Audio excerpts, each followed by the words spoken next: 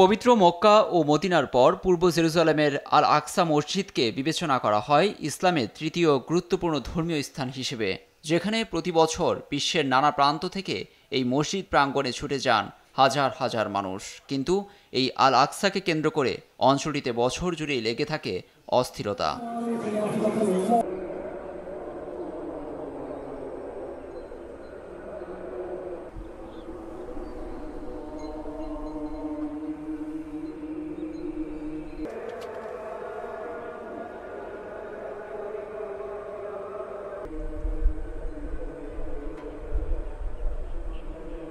আল আকসাই ফিলিস্তিনিদের নামাজ আদায় এবং প্রার্থনায় প্রায়শই আরোপ করা হয় বিধিনিষেধ। ইসরায়েলি পুলিশের কড়া পাহারায় রাখা হয় আল আকসাকে, অনেকটা নিজেদের সম্পত্তি বানিয়ে ফেলেছে বিনিয়ামিন নেতানিয়াহুর প্রশাসন।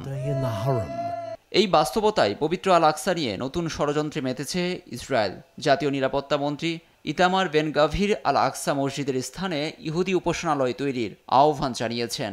আর্মি রেডিওকে সাক্ষাৎকারে তিনি বলেন, সম্ভব হলে পবিত্র আল আকসা মসজিদ প্রাঙ্গণে তিনি একটি সিনাগগ অর্থাৎ ইহুদি উপাসনালয় তৈরি করবেন।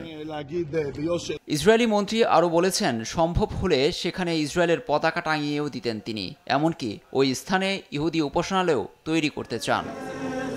তার এমন বক্তব্যে সৌদি আরব, কাতার, জর্ডান সহ ক্ষোভ জানিয়েছে অনেক দেশ। আল আকসার জায়গায় ইহুদি উপাসনালয় তৈরির মন্তব্যে চলছে সমালোচনা।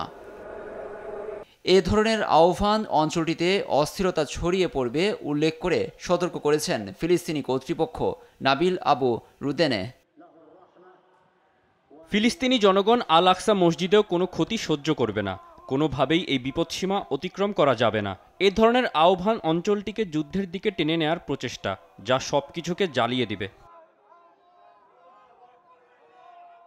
আর জর্ডানের পররাষ্ট্র মন্ত্রণালয়ের মুখপাত্র সুফিয়ান কুদাহ বিবৃতিতে বলেছেন, আল আকসা ও পবিত্র স্থানগুলো মুসলিমদের প্রার্থনার উপযুক্ত জায়গা। যে কোনো সহিংসতা এড়াতে পদক্ষেপ নেবে জর্ডান।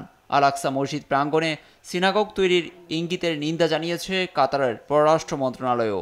বিষয়টিকে বিশ্বের মুসলিমদের অনুভূতিতে আঘাত বলে সতর্ক করেছে দেশটি। عن روحه وعن سائر الشهداء ولمن حضر من سائر المسلمين.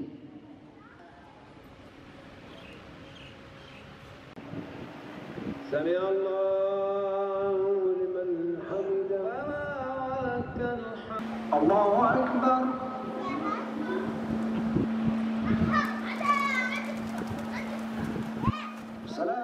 লুৎফর কবির, নিউজ ডেস্ক, দেশ টিভি।